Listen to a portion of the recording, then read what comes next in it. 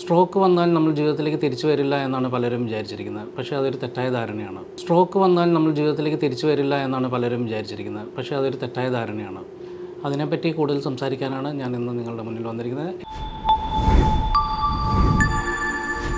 എൻ്റെ പേര് സുനിൽ ജോർജ്. ഞാൻ മാന ഹെൽത്തിലെ ചീഫ് ഫിസിയോതെറാപ്പിസ്റ്റായിട്ട് വർക്ക് ചെയ്യുന്നു. സ്ട്രോക്ക് വന്നാൽ നമ്മൾ ആദ്യം ശ്രദ്ധിക്കേണ്ട 4 കാര്യങ്ങളാണ്. ഒന്ന് ഫേസ് എന്ന് പറഞ്ഞാൽ മുഖത്തിൽ എന്തെങ്കിലും കോടലുണ്ടോ എന്ന് നോക്കണം. പിന്നെ നമ്മുടെ കയ്യിൽ എന്തെങ്കിലും വീക്ക്നെസ് ഉണ്ടോ എന്ന് നോക്കണം. പിന്നെ സ്പീച്ച് നമ്മുടെ വർത്തമാനത്തിൽ എന്തെങ്കിലും കോടലോ അല്ലെങ്കിൽ എന്തെങ്കിലും സംസാരിക്കാൻ എന്തെങ്കിലും ബുദ്ധിമുട്ടുണ്ടോ എന്ന് നോക്കണം. 4ാമത്തെ കാര്യം T ആണ്, ഫാസ്റ്റിൻ്റെ. അത് ടൈം എന്ന് പറഞ്ഞാൽ നമ്മൾ എത്രയും പെട്ടെന്ന് ഹോസ്പിറ്റലിലേക്ക് കൊണ്ടുവന്നിട്ട് ഏറ്റവും അടുത്തുള്ള ടെറിഷറി ലെവൽ ഹോസ്പിറ്റലിലേക്ക് കൊണ്ടുവന്നിട്ട് അവിടെ ത്രോംബലൈസ് എന്ത് ട്രീറ്റ്മെൻറ്റ് ആണ് അവൈലബിൾ എന്നുള്ളത് ചെയ്യുക എന്നുള്ളതാണ് അതിൻ്റെ ഏറ്റവും വലിയ. അപ്പോൾ ഈ 4 കാര്യങ്ങൾ എപ്പോഴും നോക്കണം: ഫേസ്, സ്പീച്ച് ആൻഡ് ടൈം. ഇനിയും സ്ട്രോക്കിനുള്ള വിവിധ ട്രീറ്റ്മെൻറ്റുകൾ ഞാൻ പറയാം. സ്ട്രോക്കിനെ പറ്റി പല തെറ്റിദ്ധാരണ ധാരണകളുണ്ട്. അത് വന്നു കഴിഞ്ഞാൽ ഒരിക്കലും ശരിയാവില്ല, അത് വന്നു കഴിഞ്ഞാൽ നമ്മൾക്ക് തളർച്ചയായിരിക്കും, പിന്നെ കിടപ്പിലാവും എന്നുള്ളത്. അങ്ങനെയല്ല. നമ്മുടെ ചികിത്സാ രീതികൾ അധികം മുന്നോട്ട് പോയിട്ടുണ്ട്. ഇന്ന് പുതിയ ടെക്നിക്കുകൾ വന്നു തുടങ്ങി, പുതിയ ചികിത്സാ രീതികൾ വന്നു തുടങ്ങി. അപ്പോൾ ഇതൊരു ഇൻ്റഗ്രേറ്റഡ് ട്രീറ്റ്മെൻറ്റാണ്. ഇതൊരു ടീം വർക്കാണ്. ഇവിടെ സോഷ്യൽ വർക്കറുണ്ട്, അവിടെ സ്പീച്ച് തെറപ്പിസ്റ്റ് ഉണ്ട്, അവിടെ ഓക്യുപ്പേഷൻ തെറപ്പിസ്റ്റ് ഉണ്ട്, അവിടെ ഫിസിയോതെറപ്പിസ്റ്റ് ഉണ്ട്, അവിടെ ഫിസിയാട്രിസ്റ്റ് ഉണ്ട്, അവിടെ ഡോക്ടറുണ്ട്. ഇതെല്ലാവരുടെയും ഒരു ടീം വർക്കാണ് സ്ട്രോക്കിൻ്റെ ട്രീറ്റ്മെൻറ്റ് എന്ന് പറയുന്നത്. സ്ട്രോക്കിന് നമ്മൾ മെയിൻലി ശ്രദ്ധിക്കേണ്ടത്, നമ്മൾക്കറിയാമല്ലോ, വിവിധ കാരണങ്ങളാൽ സ്ട്രോക്ക് വരും.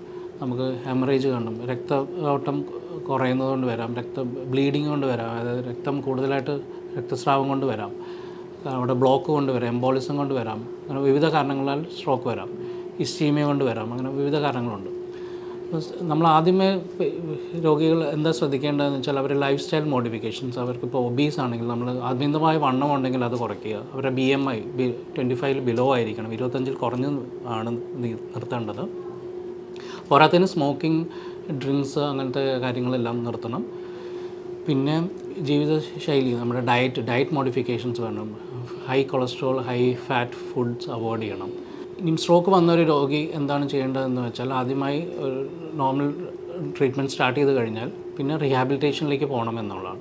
റീഹാബിലിറ്റേഷൻ എന്ന് പറഞ്ഞാൽ പുനരധിവാസത്തിനുള്ള വിവിധ, ഞാൻ ഈ പറഞ്ഞ പോലെ speech therapy, occupation therapy, physiotherapy എന്നുള്ള വിവിധ തെറപ്പികൾ തുടക്കത്തിൽ സ്റ്റാർട്ട് ചെയ്താൽ പെട്ടെന്ന് നമുക്ക് ഇമ്പ്രൂവ്മെൻറ്റ് കൊണ്ടുവരാവുന്നതാണ്.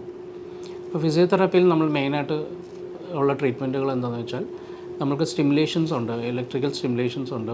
പോരാത്തതിന് എക്സസൈസ്, വിവിധ വ്യായാമ മുറകളുണ്ട്. പോരാത്തതിന് നമ്മളുടെ പുതിയ ടെക്നിക്സായ ഹാൻഡ് ഗ്ലൗ, ഇപ്പോൾ ഹാൻഡിൻ്റെ റീഹാബിലിറ്റേഷൻ ആണെങ്കിൽ ഹാൻഡ് ഗ്ലൗ റീഹാബിലിറ്റേഷൻ, അതിനെപ്പറ്റി നമ്മൾ കൂടുതൽ സംസാരിക്കുന്നതായിരിക്കും ഈ ഒരു വീഡിയോയിൽ.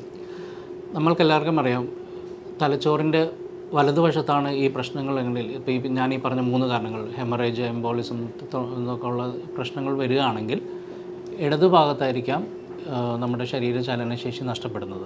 നമ്മുടെ ഇടത് കൈക്കോ അല്ലെങ്കിൽ ചിലപ്പോൾ കൈക്കും കാലിനും ഒന്നിച്ചോ, അല്ലെങ്കിൽ ചിലപ്പോൾ കൈക്ക് മാത്രമായിട്ടുള്ളതായിരിക്കും ഇത് പ്രശ്നം വരുന്നത്. അപ്പോൾ ഈ ഒരു പ്രശ്നത്തിനെ നമ്മൾ എല്ലാവരും കൂടുതലും ഫോക്കസ് ചെയ്യുന്നത് പേഷ്യൻ്റ് നടന്ന് കിട്ടണം എന്ന് മാത്രമാണ് എല്ലാവരും ഫോക്കസ് ചെയ്യുന്നത്. നടന്ന് അവരുടെ കാര്യങ്ങൾ മാത്രം തന്നെ ചെയ്യാൻ പറ്റുന്നു. കൈയുടെ ഫങ്ഷൻസിന് അവർ ഇമ്പോർട്ടൻസ് കൊടുക്കുന്നില്ല. എങ്ങനെയും നടത്തി കിട്ടിയാൽ മതിയെന്നാണ് രോഗികൾ കൂടുതലായി പറയുന്നത്.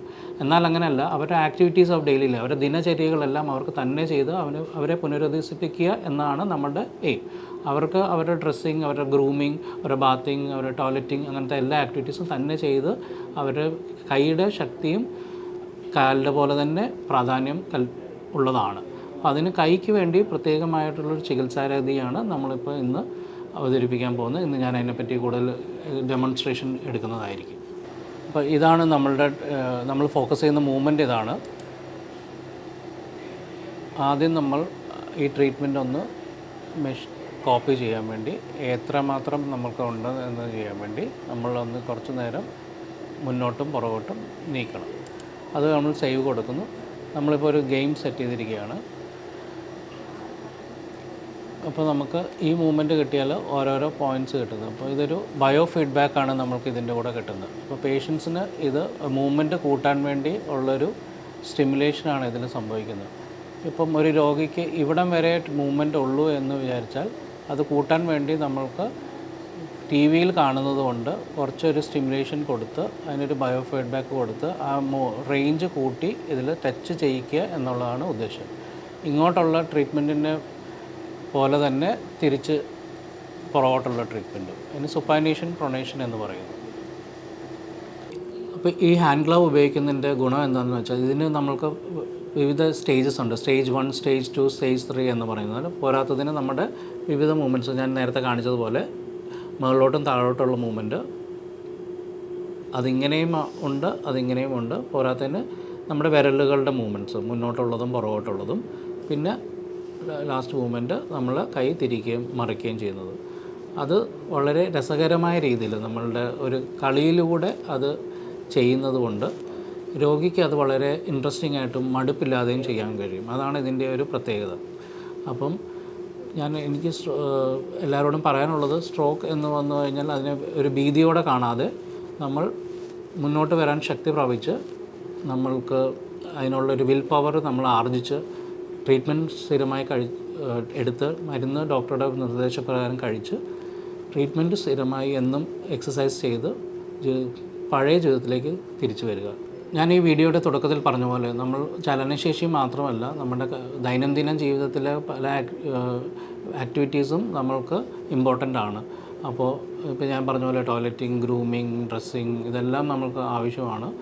ഈവൻ ഫുഡ് കഴിക്കുന്നതൊക്കെ പരസഹായമില്ലാതെ ചെയ്യണമെങ്കിൽ ഈ ആക്ടിവിറ്റീസ് എല്ലാം നമ്മൾ ചെയ്തുകൊണ്ടേയിരിക്കണം. വ്യായാമ മുറകൾ കൃത്യമായി ചെയ്യുക, ഒരു ദിവസത്തിൽ ഒരു 3-4 പ്രാവശ്യമായിട്ട് ചെയ്യുക.